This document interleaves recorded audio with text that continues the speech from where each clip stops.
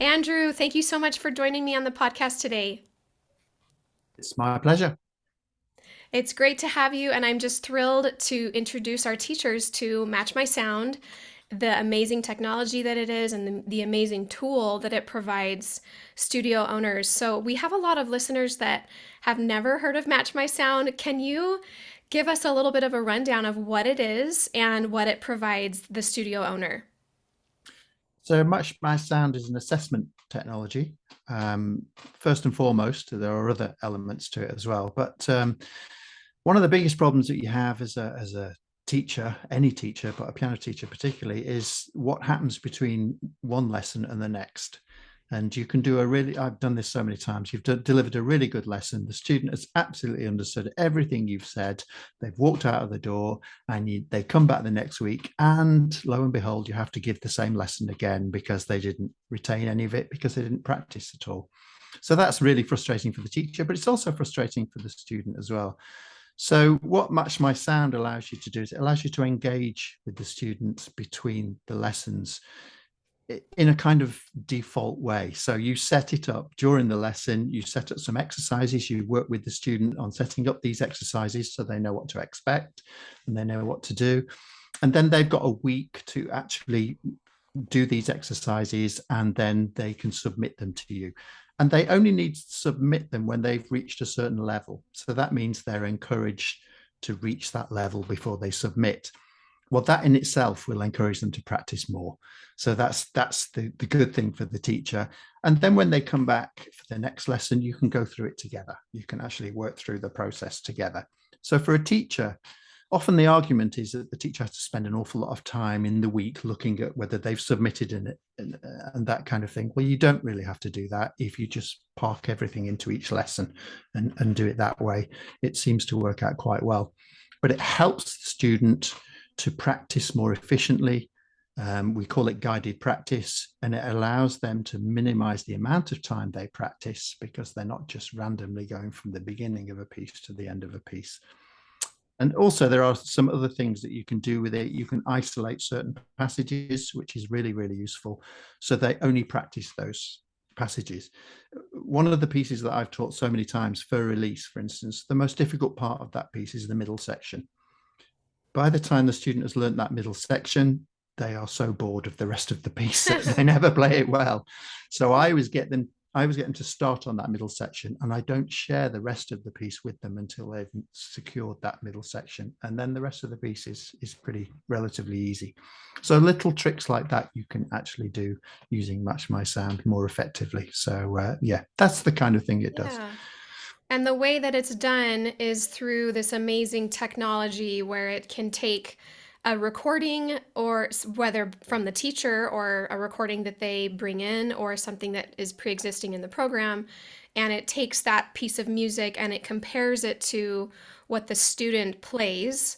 They hit record, or they're practicing it, they play it, and then the teacher can set up how, I guess, rigorous the assessment is, whether it's assessing them at a high level or a beginner level, and then it will basically give them a score. Is that kind of right? It tells the student how they're doing, but then it will also quickly tell the teacher how they're doing on that section. Exactly. It does exactly all of those things that you said. And the way it does it is really clever. One of the big misnomers that I found when I talk to teachers is that they think that it works off a MIDI file. So it's very strict in its notation, but it doesn't work like that.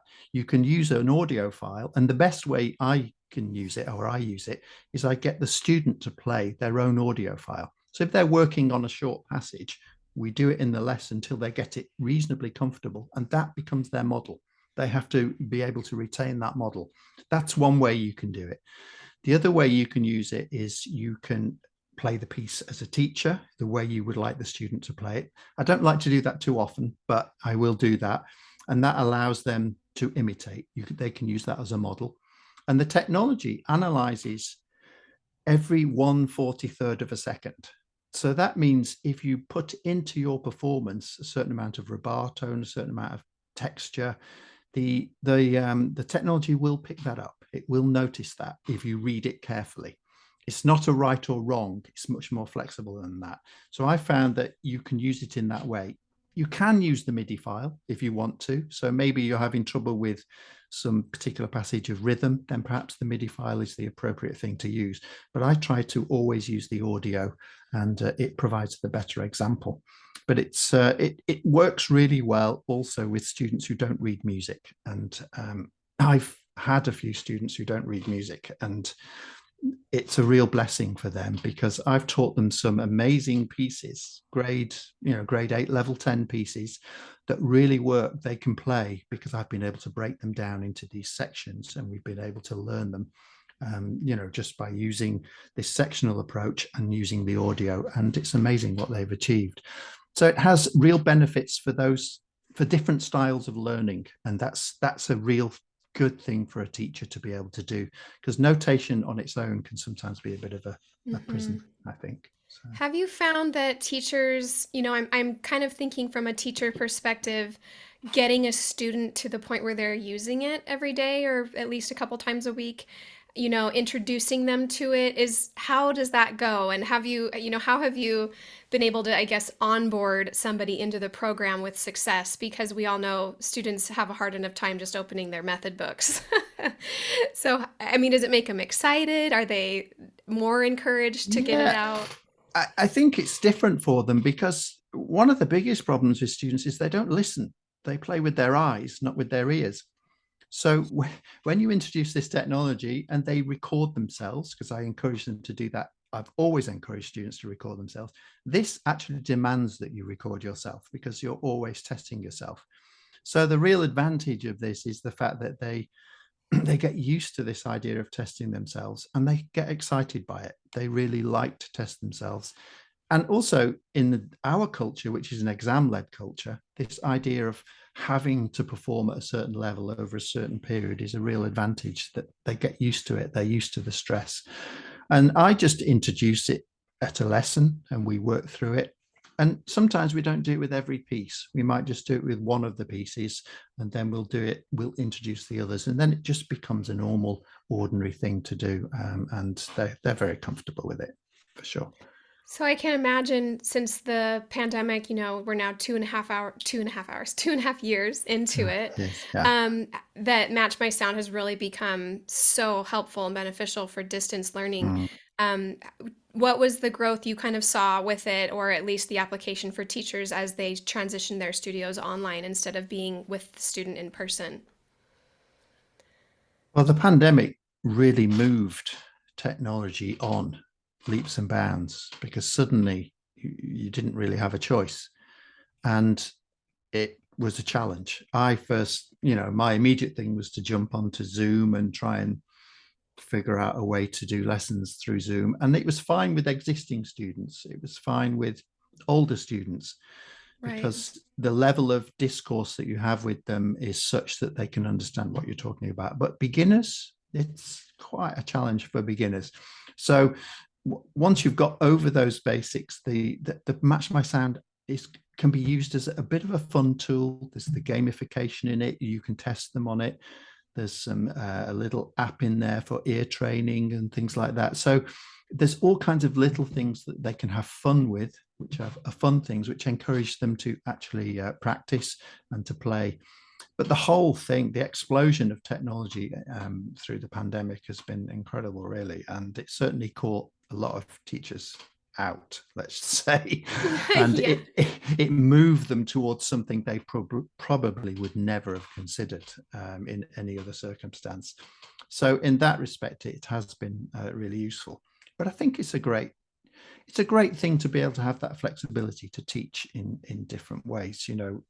When I have students who are close to taking recitals or exams, I can really increase the amount of times they practice and they contact me, and I'll allow them to do that. So they can send me videos of pieces and that they've recorded, and I can listen to them and just give them some little words of advice. So I know that they're in the best shape when they come to take these entrance exams and things like that. And those are real advantages, I think, of the technology as well. What would you say? There are still teachers out there who there may be teaching some in person, some online, Mhm. but they're still hesitant to incorporate new tech. A lot of them they use FaceTime with their phones or they use Zoom still. Zoom isn't terrible, but there just are other tools. What I don't know, what words of encouragement would you give them or ideas to maybe start incorporating some technology? That I've kind of made that my mission to help them realize as they modernize their studio, there is a learning curve, but the result is amazing, in so many ways. Do you have anything for those teachers that are listening going, yeah, that sounds nice, but maybe that's not for me? I think there's a resistance from some musicians to the idea that technology, which you equate with science, has got anything to do with musical expression. And we don't really say that at Match My Sound. We say that what it tests is it tests pitch and rhythm. Okay, that's basically what it tests. So it tests the length of notes, the quality of the rhythm, and the pitch. But if you're a creative teacher, you can actually use it for more than that. You can actually use it to do lots of other things.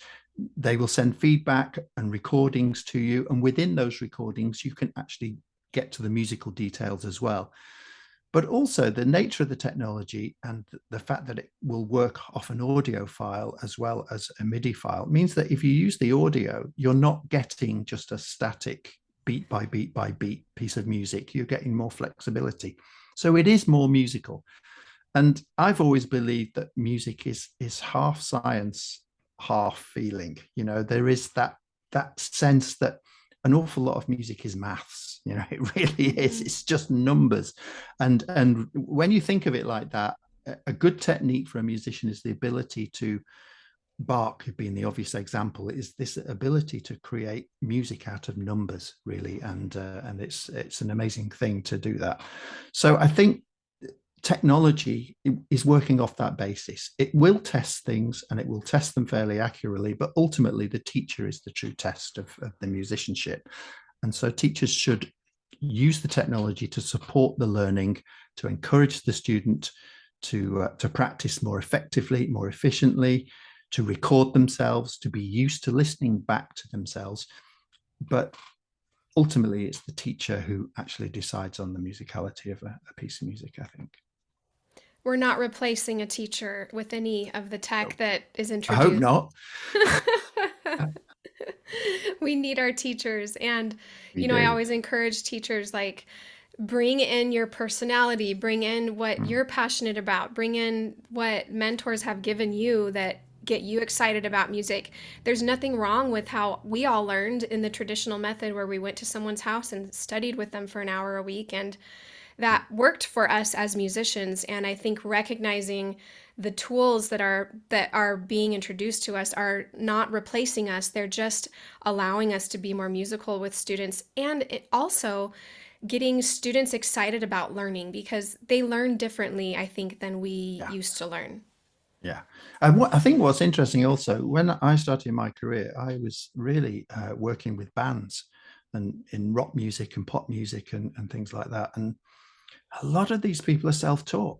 They have taught themselves music. And I worked with many of them, and they were brilliant musicians. They had great ears. They could listen to a record once and just have it down, and they didn't need sheet music. It wasn't a necessary tool for them. And I learned that skill with them as well. I acquired that. So I had this ability to never be prejudicial against a musician who was self-taught and who couldn't read music. Reading music is just one element of how you perform music, but the main thing is the ability to understand how music works. And you don't have to read music to do that. It helps enormously, but you don't have to be able to do that. So I'm very comfortable working with students who don't read music. And I think the technology helps me do that because they can use the audio file, I can upload it for them, and they still get a test. They still get a result from it. So it really allows me to be, it allows all my students to get engaged in the process. And I really like that idea that I can teach very high level pieces to students that are capable but don't read music. And sometimes that has been a barrier in the past. So Mhm. it's, yeah, that the technology absolutely helps with that for sure. As teachers explore Match My Sound a little bit, they will likely be introduced to real-time audio as well. Mm. Can you tell us how a little bit about real-time audio? Because I know teachers would love to hear about it and how it works with Match My Sound. Yeah, real-time audio is a separate technology. It's a sister company, and what real-time audio does is it allows musicians, broadly, it allows musicians to play in real time from different locations in an ideal world. But its context within Match My Sound is slightly different. Within the actual program of Match My Sound, it just provides a better sound quality for the lesson. So Zoom is restricted because it's designed for voice. With Match My Sound and using the real-time audio and the live lesson feature, you can actually adjust the sound parameters specifically for music. So that creates a better quality sound of the lesson. So that helps. If you want to play with another musician in a different location, then you need a different piece of technology as well on top of that. And then that allows you to rehearse and to play duets and all those kind of things in very real time. The closer you are, the closer the real time. But even if you're 1,000 miles away, it's milliseconds and you're almost in time and it's indetectable. And it's an amazing technology that will one day revolutionize rehearsals and music making and all those kind of things. Its place in Match My Sound is for live lessons, so you can actually enjoy the quality of sound with the Mhm. students, and that's how it works in Match My Sound. Yes, and that's something I definitely am looking forward to introducing to our audience as it becomes more available. Mm, The tech that allows that simultaneous play with people up to 1,000 miles apart. mm. But currently, the real-time audio is a feature within Match My Sound for hosting the live lesson. So it's for hosting the virtual lesson Yeah, for teachers. yeah. So you don't need a Zoom Mhm. effectively, and you can use that. You can use Match My Sound as a Zoom in itself, and for doing exactly what we're doing now. So Mhm. it's a very useful additional tool for the teacher as well as all the other benefits for the Mhm. music. Well, I this has been so fun. I've had a couple of questions in my mind more about you and your career because I feel Right. like you have just this amazing history of so many wonderful things you've done, and Match My Sound is maybe in the more recent years. Mm. But I would just love to hear, since we have you here, what the question in my mind is: there's a lot of teachers who they are musicians, they are teachers, and maybe on the back end they would love to compose someday or one day or maybe in the future. And you seem to be able to really blend them all together and you have a very well-rounded, wonderful, fulfilling life as a musician, teacher, composer. What words would you have for teachers who are thinking, have in their mind, like, I'd love to compose someday or start writing? What can they do to kind of start so that they can have that fulfillment in as musicians? Because I think there's so much goodness that can come from creating, even if it's not with the intent of having these worldwide published books, but even if it's just for creating for their own students. I think the first thing you must do is understand how music works. And going back to these guitarists, they were so often guitarists, but guitarists who taught themselves how to play, they would often say, "Oh, I don't know anything about music theory." And that is just not wasn't the case. They knew which chords went together, they knew what the keys were, they knew the shapes on the guitar, which were the chords, they knew them and they knew how they worked and how they blended. And I was able to look at the notation and put it to one side and say, I'm going to do what they do. I'm going to listen and I'm going to work out which chords fit with which keys and how keys are structured. And I'm going to just be able to play them one after the other without actually thinking about music. And that's the first step. The first step is you must be able to put some chords together very simply and be able to just move from one chord to another in a quite a smooth fashion. And then for each, I used to say to my students, I used to say, if you're playing a set of chords in a key, almost any note you play in that key in the right hand will make a melody. So, and you will learn which notes are right and which notes are wrong. And when they're wrong, just move to the next note quickly. And then it's a suspension. And I used to give my students all these little tips. And I said, sometimes if you play a wrong note, make it louder. So it becomes an accented passing note. These kind of things. I say, don't worry about them, make them work. And one of the other things I used to do with my students is I used to create hierarchies of chords as well. So I'll try and describe this. But if you have a major key, you've essentially got 6 chords: 1, 2, 3, 4, 5, 6. Don't really use 7. So you've got those 6 chords, and you can put the major ones at the top, the minor ones at the bottom, and then you have your substitutions. And you can simply work through them and just play with them. And I used to do that in every key that they learned. So they learned all these chords. And they just developed this ability to be able to play a few chords. And that's the starting point. For melodies, I used to tell them to think of a phrase. Just think of any phrase, 5, 6 words, and say it, and it would give them a rhythm. So then just play a scale in that rhythm, and then maybe miss a few notes out. And suddenly they began to understand that music is a kind of language. And once you have a kind of language, you can speak in that language. And I would urge teachers and students to spend 20 minutes of their lesson, of their practice session, just messing about at the piano.